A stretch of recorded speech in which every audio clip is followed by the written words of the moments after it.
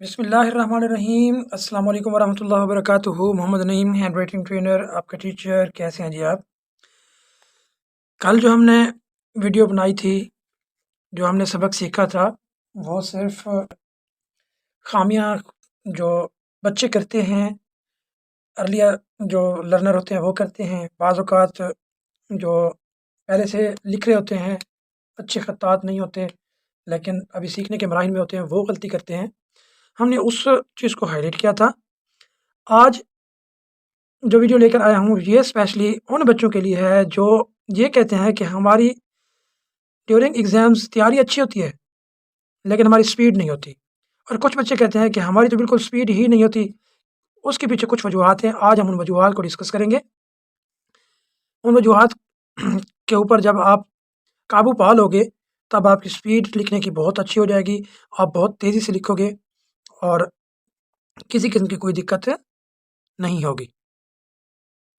चलें जी, चलते हैं अपनी वीडियो की जानिब, लेकिन वीडियो की तरफ जाने से पहले मेरे चैनल को लाज़मी सब्सक्राइब करके बेल आइकन प्रेस कर दें, ताकि मेरे हर आने वाली वीडियो आपके पास फ़ौरन पहुँच जाए।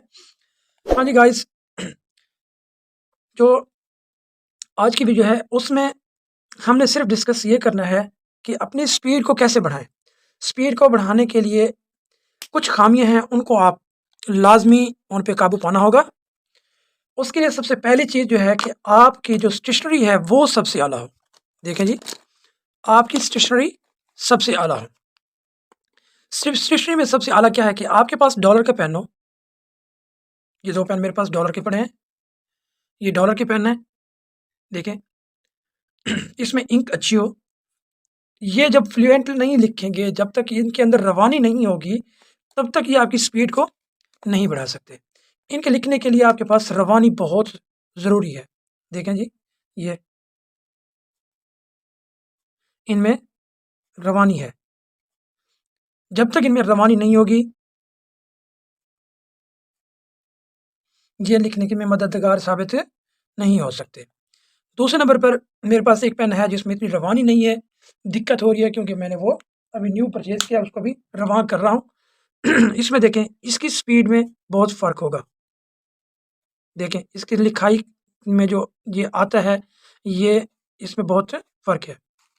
पेन की रवानी कैसे होती है? आपको ऐसे तिरछा करके, ऐसे करके, अब देखें ये इंक अभी छोड़ रहा है क्योंकि अभी ये नया है, ठीक है? ये हमारी सबसे बड़ी ख़ामी है कि हमारे पास जो हमारा राइटिंग मटेरियल है, वो ही अच्छा नहीं है, मतलब स्टेशनरी हमारे पास अच्छी नहीं है। इसके अलावा मेरे पास ये पेन है, आप इसको देखें, ये रवां है। कैसे? ये देखें जी, इससे आप जिस तरीके से भी चाहें आप इसको लिख सकते हैं। ये फ्लुएंट चलता है, इंक बहुत प्यारी करके छोड़ता है। ये देखें, ये इंग्लिश, उर्दू दोनों की राइटिंग के लिए इसकी प्रैक्टिस है, और ये उर्दू की राइटिंग की प्रैक्टिस आप पेन को रवां इस तरीके से कर सकते हो। ये पेन को रवां करने का तरीका बता दिया जी। अब आ जाएँ जी मार्कर्स के ऊपर। मार्कर्स किस तरह से, ये देखें जी, हमारे पास एक मार्कर है, इसको बोलते हैं कलम कट मार्कर। ये कलम कट मार्कर किस तरीके से, देखें जी, ये दो 2 in 1 है। ये जो साइड है, ये 604 नंबर है। ये जो साइड है, ये 605 नंबर है। अब इसका डिफरेंस आप खुद देख लें। 604, 605 नंबर का डिफरेंस आप, ये हमारे पास 603 नंबर का मार्कर है, सॉरी ये 602 नंबर का मार्कर है। वो 605 और 603 थे। ये 600, वो 604 और 602 थे। ये 605 नंबर का मार्कर है, ब्लू में भी और ब्लैक में भी। ये मास्टर कलम वालों का है। ये देखें, ये भी मास्टर कलम वालों के हैं।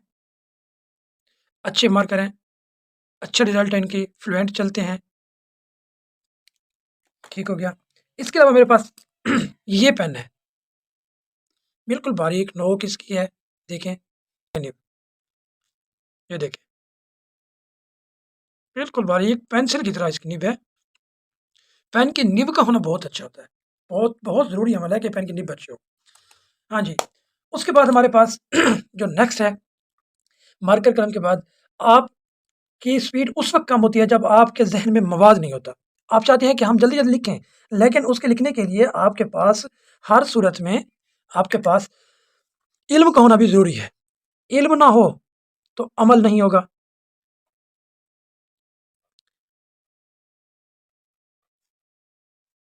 इल्म का होना ज़रूरी है। इसके बाद कुछ बच्चे इस तरह से करते हैं कि अगर कोई शोर हो गया है, पीछे से कोई मसला हो गया है, उस शोर की सूरत में पीछे देखते हैं खामख़ा।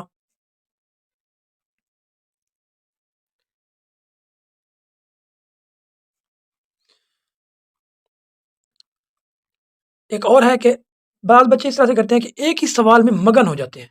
वो कहते हैं कि नहीं जी, हम जो कर रहे हैं ना, वही बेस्ट है। हम एक ही सवाल में मगन हो गए, बस ठीक है जी, लगे रहे जी, लगे रहे, लगे रहे। ये नहीं देखा कि हम कर क्या रहे हैं, हमें इसमें कौन-सी नुकसान हमारा क्या हो रहा है। बस ठीक है, हमें एक सवाल जो सबसे अच्छा आता है, हम उसी के पीछे पड़ गए हैं। ठीक है जी, पढ़े जा रहे हैं, पढ़े जा रहे हैं, पढ़े जा रहे हैं। अब ये टाइम को मद्देनज़र नहीं रखता कोई बच्चा। तो अगर वो ऐसा करेगा, तब उसकी लिखाई में, स्पीड में कमी वाक़ई हो जाएगी। जो एक और पहलू है, कुछ बच्चे इस तरह से करते हैं कि अब आपके सामने मैं लिख रहा हूँ, कुछ बच्चे इस तरह से करते हैं कि ये देखें जी, ये वो इसको ऐसे करके स्पीड में स्लो बैठ के लिखते हैं, ताकि हमारी राइटिंग बहुत अच्छी हो जाए। हम इस तरीके से लिखते हैं कि टाइम वेस्ट हो रहा है। और कुछ बच्चे, एक बच्चा ऐसा है जो इस तरह से लिखता है।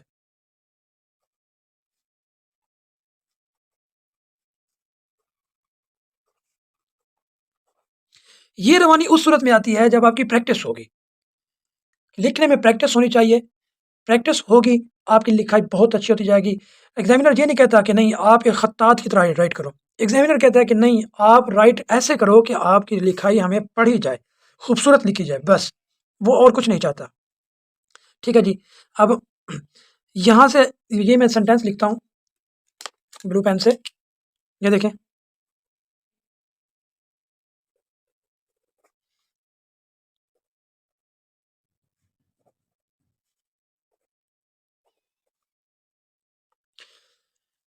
एक बच्चा इस तरह से लिखता है और एक इस तरह से लिखता है।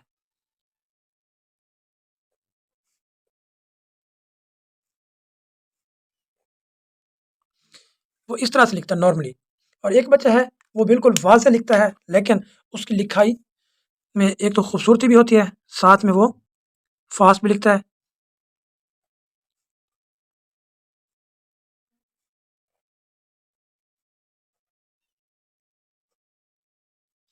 फ़ास्ट भी लिखता है, लेकिन आपको समझाने का मतलब ये था कि वो अगर इस तरीके से लिखेगा, खूबसूरत करके, तब भी उसको नंबर उसने उतने ही देने हैं। अगर वो इस तरीके से स्पीड से लिखेगा, लेकिन रवानी में लिखेगा, साफ लिखेगा, तब भी उसको नंबर इतने ही मिलने हैं। अगर वो इस तरीके से लिखेगा तो उसके नंबर कट होंगे, अगर इस तरीके से लिखेगा उसके नंबर थोड़े बहुत कट होंगे, बाकी ज़्यादा नहीं होंगे। इस तरीके से लिखेगा भी उसको नंबर पूरे मिलने हैं, क्योंकि उसने साफ-सुथरा लिखा है। लेकिन इसमें ये उसने गलती की है कि उसने ऊपर-नीचे करके लफ्ज़ों को लिखा है, इसमें नंबर के कट होने का मसला थोड़ा-सा उसके अंदर आ सकता है। लेकिन बेहतर है कि आप अपनी रवानी करें, प्रैक्टिस करें, जितनी ज़्यादा आपकी प्रैक्टिस होगी, उतना ज़्यादा आपकी लिखाई अच्छी होगी। ठीक है जी। कुछ बच्चे हद से ज़्यादा जल्दी करते हैं, जल्दी जितनी ज़्यादा जल्दी करते हैं, उतने ही उनकी लिखाई बुरी होती जाती है। ठीक है जी। देखिए, आराम से सुकून से लिख रहा है।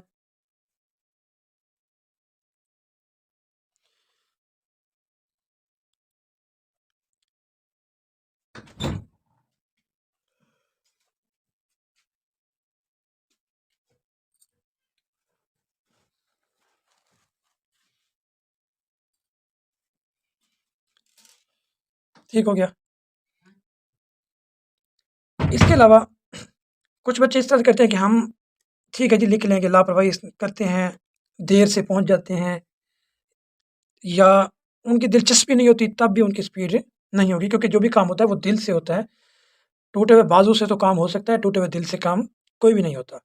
और जो सबसे अहम और मेन चीज़ है वो ये है कि जो बच्चा एग्ज़ाम में जाके बैठता है उसके पास घड़ी ही नहीं है, उसके पास रिस्ट वॉच नहीं है, उसके पास वॉच हो या टेबल वॉच हो, छोटी इतनी सी टेबल वॉच मिलती है, वो सामने बंदा रख लेता है, ऐसे ही पड़ी है सामने और उसको देख रहा है। वो अपने टाइम की डाइवर्जन कर ले कि हम इतने मिनट में मैंने इतने क्वेश्चन को करना है हर सूरत, तब उसके नंबर उसको एग्ज़ामिनर देगा। एक तो उसकी राइटिंग अच्छी होगी, उसके बाद उसके नकल पे गुज़ारा नहीं होगा, तीसरे नंबर पे उसका मवाद उसके ज़हन में बहुत ज़्यादा होगा, चौथे नंबर पे उसके पेन, उसकी स्टेशनरी फ्लुएंटली लिखती होगी, पाँचवें नंबर पे उसको राइटिंग स्टाइल या उसको पेपर का जो पैटर्न है उसका पता होगा, पेपर करने का स्टाइल, उसके पैटर्न को बनाने का पता होगा।